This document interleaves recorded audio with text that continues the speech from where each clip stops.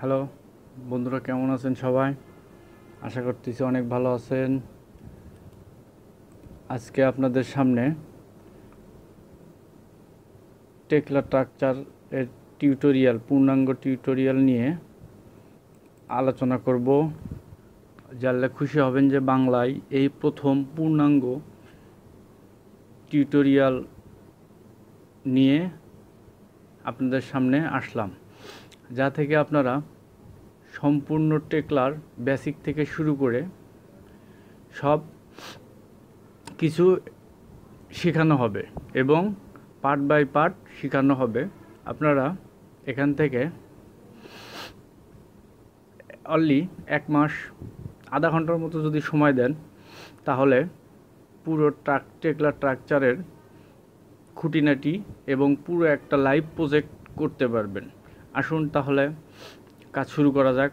প্রথমে টেকলা সফটওয়্যারটা ওপেন করার পরে এরকম একটা সারফেস পাবেন। এখানে ইনভায়রনমেন্ট অর্থাৎ আপনার এটা হলো ইউনিট মেট্রিক, অর্থাৎ এটা আপনার মিলিমিটার।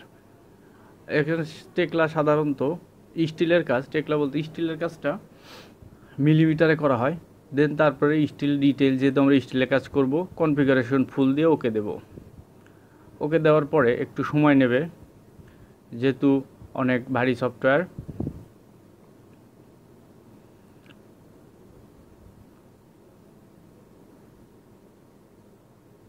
তারপরে ওপেন হওয়ার পরে আমরা যাব নিউ মডেলে। আমরা যেহেতু নতুন মডেল করতেছি, নিউ মডেলে যাব। নিউ মডেলে চাপ দেওয়ার পরে একটু সময় নেবে। এখানে আমরা যে কোনো একটা নাম দেব, দিলাম টিউটোরিয়াল 1। হ্যাঁ,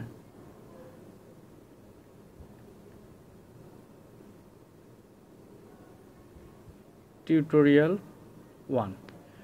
দেন আমরা ওকে করব।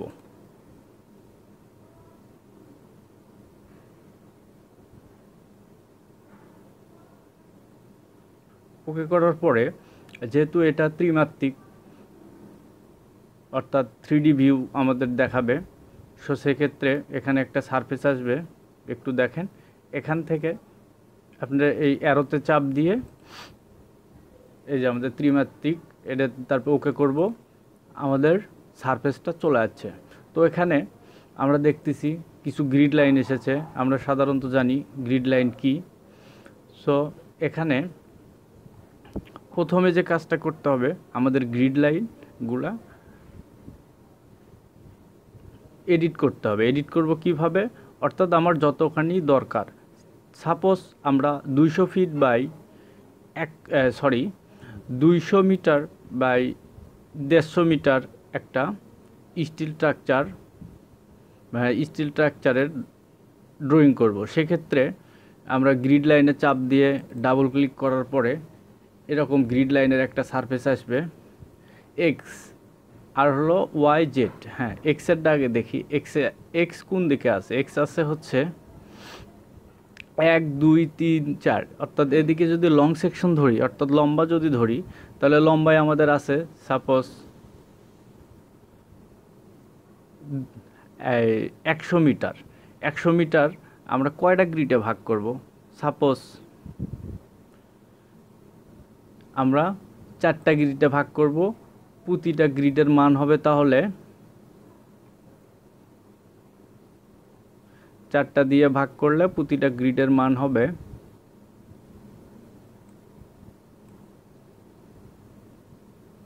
আমরা আর একটু ছোট করে নেই, 6 মিটার করেই ধরি।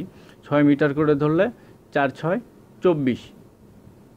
আর লং সেকশনে আর ওয়াইড অর্থাৎ চওড়া দিকে যদি আমরা 3টে পার্ট না করে আমরা 4টে পার্ট করতে পারি। এদিকেও 4টে করলাম। 4টে করলে আমরা জেটের সম্বন্ধে একটু পরে আমরা সেকেন্ড লেসনে আলাপ করব।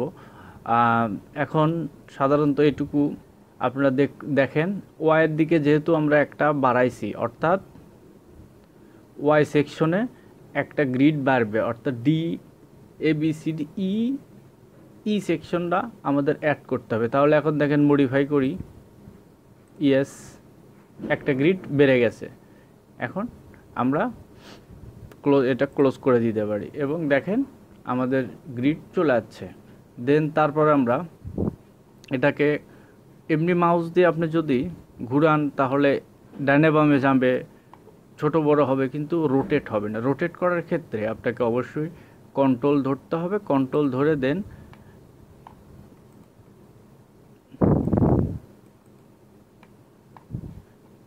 কন্ট্রোল ধরে স্ক্রোল করলে এটা ঘুরবে। এই যে দেখেন কন্ট্রোল ধরে মাউস স্ক্রোল করলে রোটেট হচ্ছে।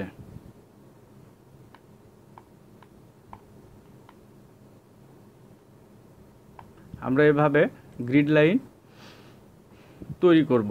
এটা পূর্ণাঙ্গ মেজারমেন্ট অনুযায়ী আমরা তৈরি করব এবং নেক্সট ভিডিওতে অবশ্যই একটা পূর্ণাঙ্গ ড্রয়িং নিয়ে কাজ শুরু করব। সেখান থেকে আপনারা